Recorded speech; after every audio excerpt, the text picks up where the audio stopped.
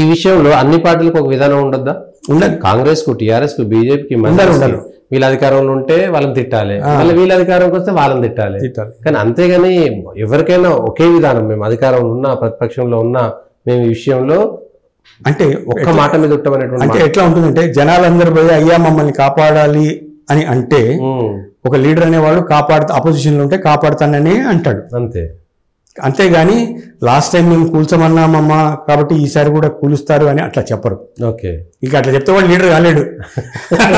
అది కూడా సార్థమే కదా మరి అట్లయితే. Yes, definite. అరే పాలిటిక్స్ అంటేనే ఒక సామెత ఉంది, politics is the last resort of a scoundrel. Last resort. వాడు స్కౌండ్రల్ కూడా కావచ్చు కానీ వాడికి ఉన్న లాస్ట్ అవకాశము పాలిటిక్స్ అని. అంత నీచము అని ఒక సామెత ఇంగ్లీష్ లో. It is the last resort of a scoundrel అంటే పాలిటిక్స్ చేసేవాడిని అట్లా పోల్చారు. అంటే అంతకు దిగజారుతారు అని. ఇంక మరి అక్కడి నుంచి నువ్వేం ఎక్స్పెక్ట్ చేస్తావు? అంతే. కానీ జనాల పాలసీ అనేది, జనాల లైన్ అనేది, జనాల శ్రేయస్ అనేది నువ్వు అపోజిషన్ లో ఉన్నా ఏ సిషన్లో ఏదున్నా నువ్వు తీసుకోవాల్సింది. అధర్మంగా ఇళ్ళు కూలుస్తున్నారని మనం చెప్పలేవు. కొంత అవకాశం ఇవ్వకుండా కూలుస్తున్నారు. అంతే అంతే. అవకాశం ఇవ్వండి అనటంలో తప్పులేదు. గవర్నమెంట్ కి వ్యతిరేకంగా తిరగటంలో తప్పు లేదు.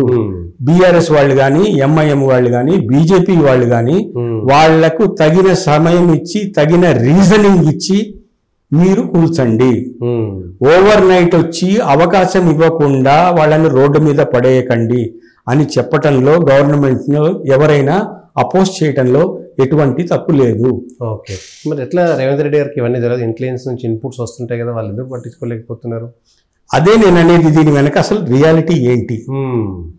దీని వెనక కొంత ఇన్పుట్ అయితే వస్తుంది కదా ఇంటెలిజెన్స్. డెఫినెట్ ఎప్పుడో వచ్చింది నుంచి రియాక్షన్. ఏమండి, సోషల్ మీడియా వచ్చిన తర్వాత ఇంటెలిజెన్స్ ఏం అవసరం లేదు. ఓకే, జనాల వాయిస్ ఆల్రెడీ ఓపెన్ గా అక్కడ కనపడుతుంది. 4 రికార్డింగ్లు 4 వీడియోలు చూస్తే జనాల పాలసీ ఇట్లనే చూసి తెలుసుకోవచ్చు. అండ్ రేవంత్ బాగా డౌన్ రావడంలో నారాయణగూడ నుంచి అక్కడ జూబ్లీ హిల్స్ వరకు నడిచినోడే. ఆయనకేమీ తెలియక కాదు, చంద్రబాబు నాయుడు దగ్గర అన్ని రకాల పనులు చేసినోడే. ఏంటి, లాబింగ్ చేసినోడే, బ్రోకరింగ్ చేసినోడే, అన్ని చేసినోడే. అవును, బ్రోకరింగ్ అంటే ఏం తప్పులేదు, అనుభవం అయితే వచ్చింది అన్నిట్లలో. అటు ఇటు మధ్యవర్తిగా ఉండి మాట్లాడడాన్ని బ్రోకరేజ్ అంటారు. మన వాళ్ళు బ్రోకర్ అంటే ఏదో తప్పుగా భావిస్తారు కానీ దాంట్లో తప్పు ఏం లేదు.